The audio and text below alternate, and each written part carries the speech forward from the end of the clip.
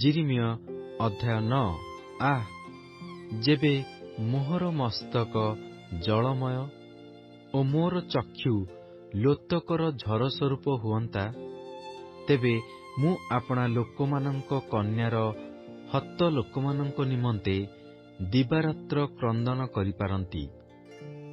ଆଃ, ପଥିକମାନଙ୍କର ବସା ପରି ଯେବେ ପ୍ରାନ୍ତରରେ ମୋର ଗୋଟିଏ ବସା ଥାଆନ୍ତା, ତେବେ ମୁଁ ନିଜ ଲୋକମାନଙ୍କୁ ତ୍ୟାଗ କରି ସେମାନଙ୍କଠାରୁ ସ୍ଥାନାନ୍ତରକୁ ଯାଇପାରନ୍ତି। କାରଣ ସେ ସମସ୍ତେ ବ୍ୟଭିଚାରୀ, ବିଶ୍ୱାସଘାତକ ଲୋକଙ୍କର ସମାଜ। ପୁଣି ସେମାନେ ଅସତ୍ୟତା ନିମନ୍ତେ ଆପଣା ଆପଣା ଜିହ୍ୱାରୂପ ଧନୁକୁ ବକ୍ର କରନ୍ତି। ଆଉ ସେମାନେ ଦେଶରେ ବଳିଷ୍ଠ ହୋଇଅଛନ୍ତି, ମାତ୍ର ସତ୍ୟତା ପକ୍ଷରେ ନୁହେଁ। କାରଣ ସେମାନେ ଦୁଷ୍ଟତା ଉପରେ ଦୁଷ୍ଟତା କରିବା ପାଇଁ ଅଗ୍ରସର ହୁଅନ୍ତି। ସେମାନେ ଆମ୍ଭଙ୍କୁ ଜାଣନ୍ତି ନାହିଁ, ଏହା ସଦାପ୍ରଭୁ କହନ୍ତି। ତୁମ୍ଭେମାନେ ପ୍ରତ୍ୟେକେ ଆପଣା ପ୍ରତିବାସୀ ବିଷୟରେ ସାବଧାନ ହୁଅ ଓ କୌଣସି ଭ୍ରାତାଠାରେ ବିଶ୍ୱାସ କର ନାହିଁ। କାରଣ ପ୍ରତ୍ୟେକ ଭ୍ରାତା ନିତାନ୍ତ ଅପହରଣ କରିବ ଓ ପ୍ରତ୍ୟେକ ପ୍ରତିବାସୀ ନିନ୍ଦା ଘେନି ବୁଲିବ। ଆଉ ସେମାନେ ପ୍ରତ୍ୟେକେ ଆପଣା ଆପଣା ପ୍ରତିବାସୀକି ପ୍ରବଞ୍ଚନା କରିବେ ଓ ସତ୍ୟ କଥା କହିବେ ନାହିଁ।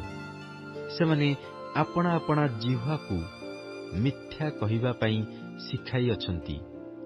ସେମାନେ ଅଧର୍ମ କରିବା ପାଇଁ ଆପଣାମାନଙ୍କୁ ବ୍ୟସ୍ତ କରନ୍ତି। ପ୍ରବଞ୍ଚନା ମଧ୍ୟରେ ତୁମ୍ଭର ବସତି ସ୍ଥାନ ଅଛି। ସଦାପ୍ରଭୁ କହନ୍ତି, ସେମାନେ ପ୍ରବଞ୍ଚନା ସକାଶୁ ଆମ୍ଭକୁ ଜାଣିବାକୁ ଅସ୍ୱୀକାର କରନ୍ତି। ଏହେତୁ ସୈନ୍ୟାଧିପତି ସଦାପ୍ରଭୁ ଏହି କଥା କହନ୍ତି, ଦେଖ, ଆମ୍ଭେ ସେମାନଙ୍କୁ ତରଳାଇବା ଓ ସେମାନଙ୍କୁ ପରୀକ୍ଷା କରିବା। କାରଣ ଆମ୍ଭ ଲୋକଙ୍କର କନ୍ୟା ହେତୁରୁ ଏହାଛଡ଼ା ଆଉ କଣ କରିବା? ସେମାନଙ୍କର ଜିହ୍ୱା ପ୍ରାଣନାଶକ ତୀର ସ୍ୱରୂପ, ତାହା ପ୍ରବଞ୍ଚନାର କଥା କହେ।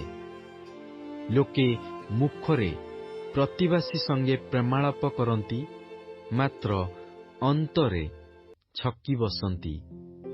ସଦାପ୍ରଭୁ କହନ୍ତି, ଆମ୍ଭେ କଣ ସେମାନଙ୍କୁ ଏହି ସବୁର ପ୍ରତିଫଳ ଦେବା ନାହିଁ? ଏହି ପ୍ରକାର ଗୋଷ୍ଠୀଠାରୁ ଆମ୍ଭର ପ୍ରାଣ କଣ ପରିଶୋଧ ନେବ ନାହିଁ? ମୁଁ ପର୍ବତମାନର ବିଷୟରେ ରୋଦନ ଓ ହାହାକାର ଓ ପ୍ରାନ୍ତରସ୍ଥ ଚରାସ୍ଥାନ ସକଳର ବିଷୟରେ ବିଳାପ କରିବି। କାରଣ ସେ ସବୁ ଦଗ୍ଧ ହୋଇଅଛି ଓ ତହିଁର ମଧ୍ୟ ଦେଇ କେହି ଗତାୟତ କରେ ନାହିଁ। ଅଥବା ଲୋକମାନେ ପଶୁପଲର ରବ ଶୁଣିପାରନ୍ତି ନାହିଁ। ଆକାଶସ୍ଥ ପକ୍ଷୀଗଣ ଓ ଭୂଚର ପଶୁଗଣ ଉଭୟ ପଳାୟନ କରିଅଛନ୍ତି। ସେମାନେ ଚାଲିଯାଇଅଛନ୍ତି। ପୁଣି ଆମ୍ଭେ ଜିରୁସାଲମକୁ ଢିପି ଓ ଶୃଗାଳଗଣର ବାସସ୍ଥାନ କରିବା। ଆଉ ଆମ୍ଭେ ଜିହୁଦାର ନଗର ସମୂହକୁ ନିବାସବିହୀନ ଧ୍ୱଂସସ୍ଥାନ କରିବା। ଏହା ଯେ ବୁଝିପାରେ ଏପରି ଜ୍ଞାନୀ ମନୁଷ୍ୟ କିଏ ଅଛି ଓ ଏହା ବ୍ୟକ୍ତ କରିବା ପାଇଁ ସଦାପ୍ରଭୁଙ୍କର ମୁଖ ଯାହାକୁ ଜ୍ଞାତ କରାଇଅଛି ଏପରି ବ୍ୟକ୍ତି କିଏ? ଦେଶ କି ନିମନ୍ତେ ବିନଷ୍ଟ ଓ ପ୍ରାନ୍ତର ତୁଲ୍ୟ ଦଗ୍ଧ ହେଲା ଯେ କେହି ତହିଁର ମଧ୍ୟ ଦେଇ ଗତାୟତ କରେ ନାହିଁ? ଆହୁରି ସଦାପ୍ରଭୁ କହନ୍ତି, କାରଣ ଏହି ଆମ୍ଭେ ସେମାନଙ୍କ ସମ୍ମୁଖରେ ଆପଣାର ଯେଉଁ ବ୍ୟବସ୍ଥା ରଖିଲୁ ତାହା ସେମାନେ ତ୍ୟାଗ କରିଅଛନ୍ତି ଓ ଆମ୍ଭର ବାକ୍ୟ ପାଳନ କରିନାହାନ୍ତି କି ଅବା ତଦନୁସାରେ ଆଚରଣ କରିନାହାନ୍ତି। ମାତ୍ର ଆପଣା ଆପଣା ଅନ୍ତଃକରଣର ଅବାଧ୍ୟତାନୁସାରେ ଓ ସେମାନଙ୍କ ପୂର୍ବପୁରୁଷମାନଙ୍କ ଶିକ୍ଷା ମତେ ବାଲ ଦେବଗଣର ଅନୁଗାମୀ ହୋଇ ଆଚରଣ କରିଅଛନ୍ତି। ଏଥିପାଇଁ ଇସ୍ରାଏଲର ପରମେଶ୍ୱର ସୈନ୍ୟାଧିପତି ସଦାପ୍ରଭୁ ଏହି କଥା କହନ୍ତି, ଦେଖ, ଆମ୍ଭେ ସେମାନଙ୍କୁ ଅର୍ଥାତ୍ ଏହି ଲୋକମାନଙ୍କୁ ନାଗଦଅଣା ଭୋଜନ କରାଇବା ଓ ବିଷବୃକ୍ଷର ରସ ସେମାନଙ୍କୁ ପାନ କରିବାକୁ ଦେବା। ଆହୁରି ଯେଉଁମାନଙ୍କୁ ସେମାନେ କିମ୍ବା ସେମାନଙ୍କର ପୂର୍ବପୁରୁଷମାନେ ଜାଣିନାହାନ୍ତି, ଏପରି ନାନା ଦେଶୀୟମାନଙ୍କ ମଧ୍ୟରେ ଆମ୍ଭେ ସେମାନଙ୍କୁ ଛିନ୍ନ ଭିନ୍ନ କରିବା।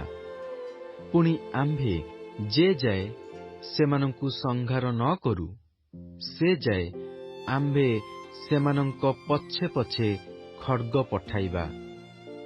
ସୈନ୍ୟାଧିପତି ସଦାପ୍ରଭୁ ଏହି କଥା କହନ୍ତି, ତୁମ୍ଭେମାନେ ବିବେଚନା କର ଓ ବିଳାପକାରିଣୀ ସ୍ତ୍ରୀମାନଙ୍କୁ ଆସିବା ପାଇଁ ଡାକ ଓ ନିପୁଣା ସ୍ତ୍ରୀମାନଙ୍କର ଆସିବା ପାଇଁ ଲୋକ ପଠାଅ।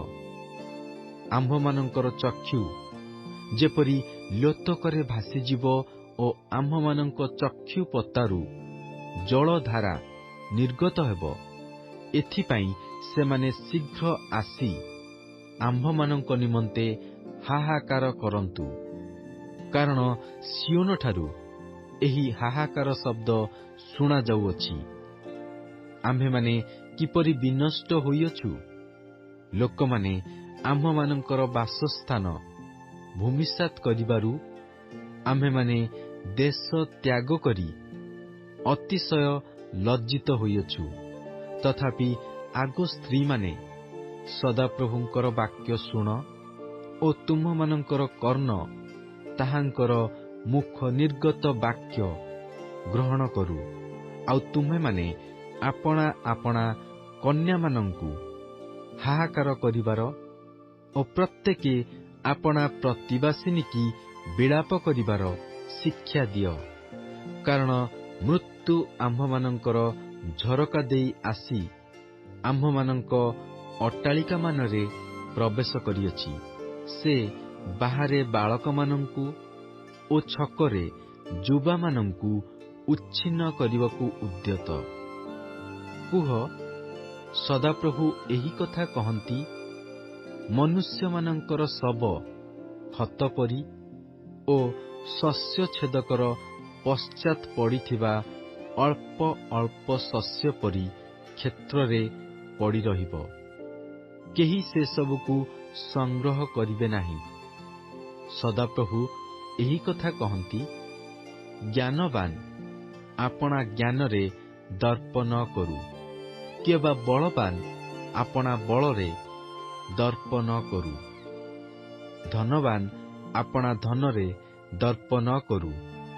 ମାତ୍ର ଯେବେ କେହି ଦର୍ପ କରଇ, ତେବେ ସେ ଆମ୍ଭକୁ ଚିହ୍ନେ ଓ ଜାଣେ ବୋଲି ଦର୍ପ କରୁ। ଆମ୍ଭେ ସଦାପ୍ରଭୁ ପୃଥିବୀରେ ସ୍ନେହପୂର୍ଣ୍ଣ କରୁଣା, ବିଚାର ଓ ଧର୍ମ ସାଧନ କରୁ। କାରଣ ସଦାପ୍ରଭୁ କହନ୍ତି, ଏସବୁରେ ଆମ୍ଭର ସନ୍ତୋଷ ଥାଏ। ସଦାପ୍ରଭୁ କହନ୍ତି, ଦେଖ, ଆମ୍ଭେ ଯେଉଁ ସମୟରେ ସୁନ୍ନତ ଲୋକମାନଙ୍କୁ ସେମାନଙ୍କର ଅସୁନ୍ନତ ଅନୁସାରେ ଦଣ୍ଡ ଦେବା, ଏପରି ସମୟ ଆସୁଅଛି। ଆମ୍ଭେ ମିଶରକୁ ଓ ଜିହୁଦାକୁ, ଇଦମକୁ, ଅମୋନ ସନ୍ତାନଗଣକୁ ଓ ମୋୟାବକୁ ଆପଣା ଆପଣା କେଶ କୋଣ ମୁଣ୍ଡନକାରୀ ପ୍ରାନ୍ତରବାସୀ ସମସ୍ତଙ୍କୁ ଦଣ୍ଡ ଦେବା। କାରଣ ସକଳ ଗୋଷ୍ଠୀ ଅସୁନ୍ନତ, ପୁଣି ସମଗ୍ର ଇସ୍ରାଏଲ ବଂଶ ଅନ୍ତଃକରଣରେ ଅସୁନ୍ନତ ଅଟନ୍ତି।